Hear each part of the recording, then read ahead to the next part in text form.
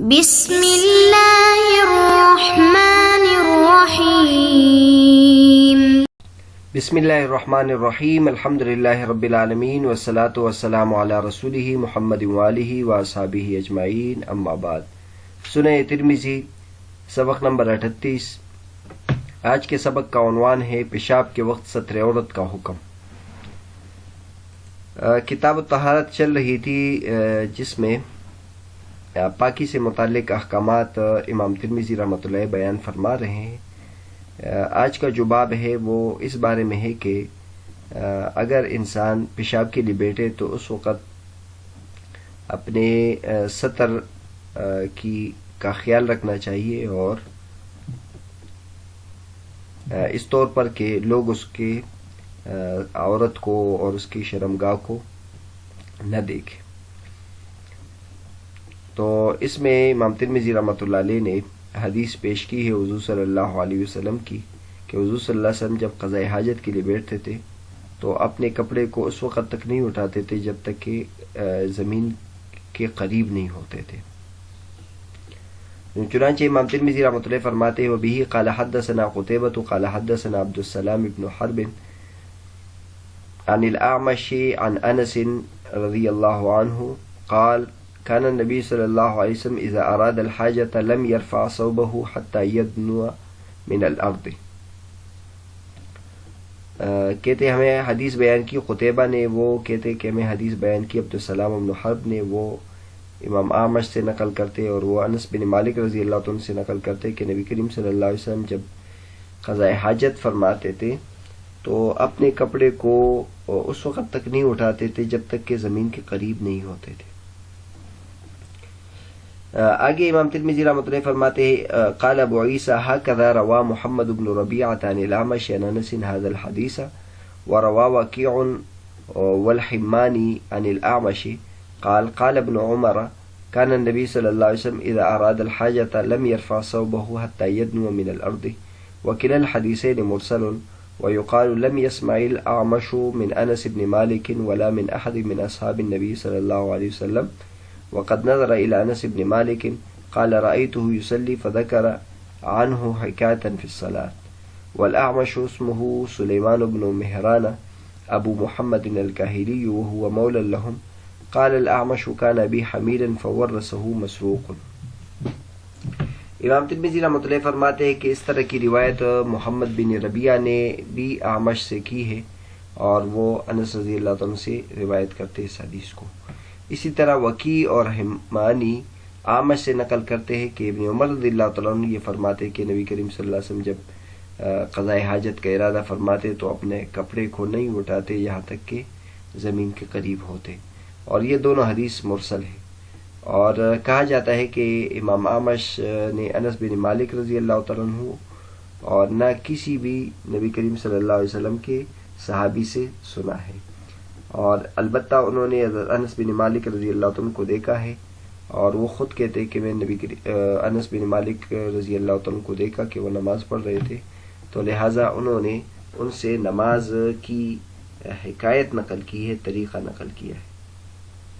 اور اعمش کا جو نام ہے وہ سلیمان بن مہران ابو محمد کاہلی ہے، وہ ان کا مولا تھا۔ اور اعمش کہتے ہیں کہ میرے والد جنگ میں اٹھائے گئے تھے، اور پھر مسروق نے ان کو وارث بنایا تھا۔ تو اس باب میں بنیادی طور پر جو حدیث ہے وہ اس سے یہ ثابت ہوتا ہے کہ بیت الخلاء میں انسان جب بیٹھے تو اس وقت تک اپنا کپڑا ستر عورت نہ کھولے جب تک کہ زمین کے قریب نہ ہو۔ آپ نے ستر عورت سے متعلق حضور صلی اللہ علیہ وسلم پیشاب سے متعلق حضور صلی اللہ علیہ وسلم کی عادت اگر دیکھی تو ایک تو حضور صلی اللہ علیہ وسلم اس کی کوشش کرتے تھے کہ کان النبی صلی اللہ علیہ وسلم اذا ذهب المذهب ابعد، حضور صلی اللہ علیہ وسلم جب بیت الخلاء جاتے تھے، پیشاب کے لیے جاتے تھے تو بہت دور جاتے تھے تاکہ لوگوں کی نظروں سے اوجل ہو جاتے۔ پھر جب لوگوں کی نظروں سے اوجل ہو جاتے وہاں بھی جب پیشاب کے لیے بیٹھے تو اپنا کپڑا اس وقت تک نہیں کھولتے جب تک کہ اٹھاتے نہیں اس وقت جب تک کہ زمین کے قریب نہ ہو. یعنی جب انسان بالکل ضرورت ظاہر ہے، جب پیشاب کرتا ہے تو کپڑے تو کھولنا پڑتا ہے اس کے لیے، تو صرف اسی وقت کھول لیتے تھے. تو اس سے ایک اصول معلوم ہوا کہ الضرورات تبیح المحظورات، کہ جو مشکل پیش آتی ہے تو اس وقت پھر جو چیز ہے وہ جائز ہو جاتی ہے. جیسے اب ستر کو کھولنا جائز نہیں ہے لیکن پیشاب کے لیے کھولنا ضرورت ہے تو اس لیے پھر جائز ہے. اور پھر دوسرا قاعدہ ہے الضرورت تتقدر بقدر الضرورہ، کہ ضرورت جو ہے جو وہ ضرورت کے بقدر جائز ہوتا ہے. تو لہٰذا جب جس وقت پیشاب کے لیے بیٹھے اور جس وقت پیشاب کر رہا ہو اس وقت کھولنا چاہیے، اس سے پہلے کھولنے کی ضرورت نہیں. تو یہ بنیادی طور پر اس حدیث سے یہ معلوم ہوا. باقی اس روایت سے متعلق اور اس حدیث سے متعلق جو حدیثی بحث ہے وہ امام ترمذی رحمۃ اللہ علیہ نے بیان فرمائی ہے. سند سے متعلق امام ترمذی رحمۃ اللہ علیہ نے یہ بیان کیا ہے کہ یہ سند مرسل ہے، یعنی یہ سند ضعیف ہے. اور اس میں جو انس رضی اللہ عنہ سے نقل کرنے والے ہیں وہ اعمش ہے، امام اعمش ہے، اور امام اعمش کا حضرت انس رضی اللہ عنہ سے سماع ثابت نہیں ہے، تو یہ ارسال ہوا. البتہ امام اعمش سے اس طرح کی روایت عبدالسلام بن حرب نے بھی روایت کی اور محمد بن ربیعہ نے بھی روایت کی ہے. اور ایک بات یہ ہے، یہ امام اعمش سے عبدالسلام بن حرب اور محمد بن ربیعہ اس طرح روایت کرتے ہیں کہ آخر میں جو صحابی ہے وہ انس بن مالک رضی اللہ تعالیٰ عنہ. البتہ وکیع اور حمانی جب اعمش سے روایت نقل کرتے ہیں تو وہ اس میں ابن عمر رضی اللہ عنہ سے نقل کرتے ہیں. باقی حدیث دونوں متن ایک ہے، صرف یہ کہ صحابی میں فرق ہے. لیکن انس رضی اللہ عنہ کی روایت ہو یا ابن عمر رضی اللہ عنہ کی روایت ہے، دونوں مرسل ہے. اور مرسل کا مطلب یہاں یہ ہے کہ منقطع ہے، یعنی بیچ میں راوی گرا ہوا ہے.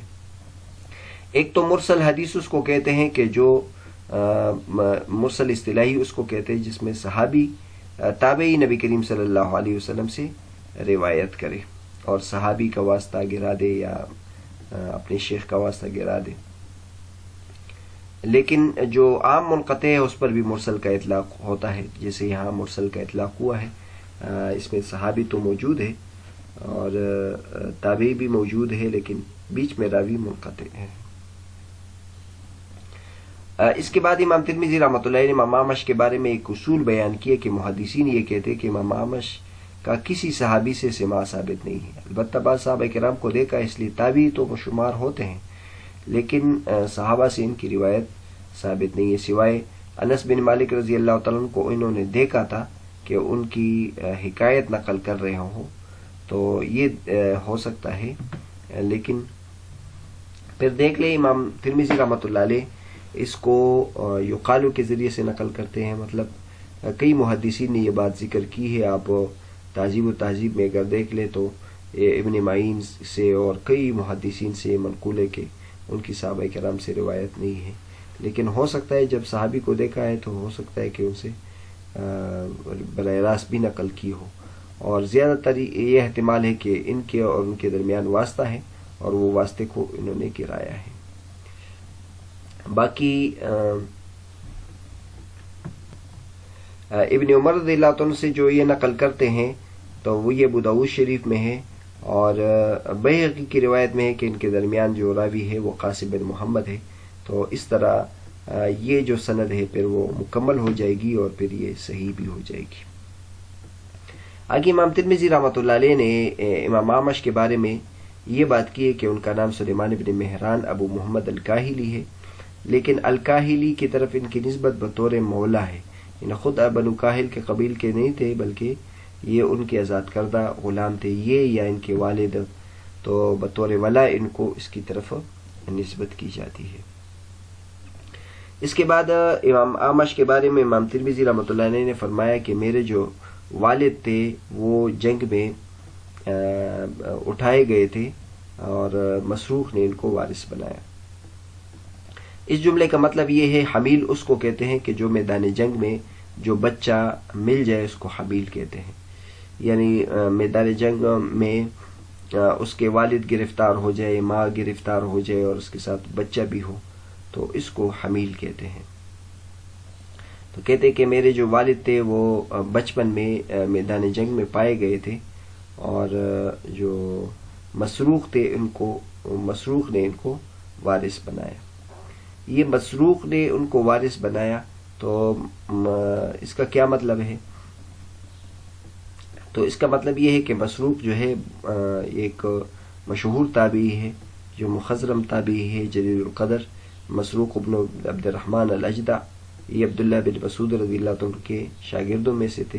حضرت عمر، حضرت علی، معاذ اور عبداللہ بن مسعود رضی اللہ عنہ سے روایت کرتے ہیں اور ان سے نقل کرنے والے ابراہیم نخعی، شعبی اور کئی حضرات ہیں. اور ان کو مسروق اس لیے کہا جاتا ہے کہ بچپن میں ان کو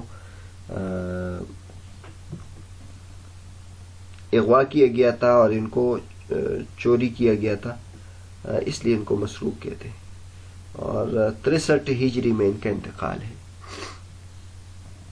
حمیل کا معنی بتایا کہ من حمل صغیر من دار الحرب دار الاسلام. اور اب یہاں ایک مسئلہ مختلف یہ ہے، وہ یہ ہے کہ اگر ایک بچے کو اٹھایا گیا ہو تو وہ پھر اس کا وارث بن سکتا ہے کہ نہیں. تو احناف کا اس بارے میں مسلک یہ ہے کہ یہ وارث نہیں بن سکتا ہے اور اس کے لیے شرائط ہے اس بچے کے وارث بنانے کے لیے. اگر وہ شرائط موجود ہو تو پھر وارث بنے گا، باقی اس طرح وارث نہیں بنے گا. تو اب مسروق نے اس کو اس کی ماں سے وارث بنایا تھا. یعنی ایک مسروق کے جو امام اعمش کے والد تھے مہران، سلیمان ابن مہران. تو یہ مہران جو تھے یہ اپنی والدہ کے ساتھ اس کو یعنی دارالاسلام لایا گیا تھا. تو مسروق نے اس کی ماں سے اس کو وارث بنایا. تو اس کی ماں سے اس کا وارث بنانا یہ ٹھیک ہے کہ نہیں ہے؟ تو یہ ایک اختلافی مسئلہ ہے، کیونکہ یہ جو بچہ ہے یہ اس کی ماں سے ہے بھی کہ نہیں. اس کے لیے اس کا نسب ثابت ہونا ضروری ہے. نسب کے ثابت ہونے کے بغیر اس کی ماں سے وارث بننا یہ مشکل کام تھا. تو اس صورت میں وہ وارث نہیں بنتا ہے. تو جمہور کے نزدیک اور امام احناف کے نزدیک تو اس میں پھر تعویل کرنی پڑے گی.